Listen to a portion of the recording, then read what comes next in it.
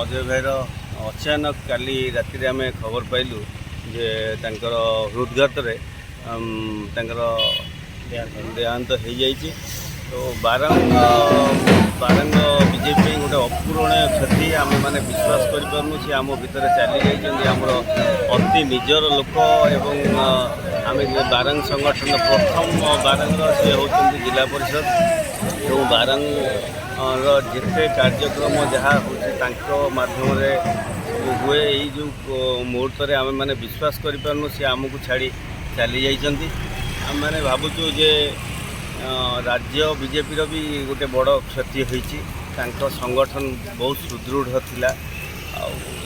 मुहूर्त आम भगवान पाखे आम भगवान जगन्नाथ पाखे मु प्रार्थना करुँची परिवार को ये समय धैर्य दिंतु एवं सी आत्मार सद्गति मु भगवान पाखे कामना करुँची।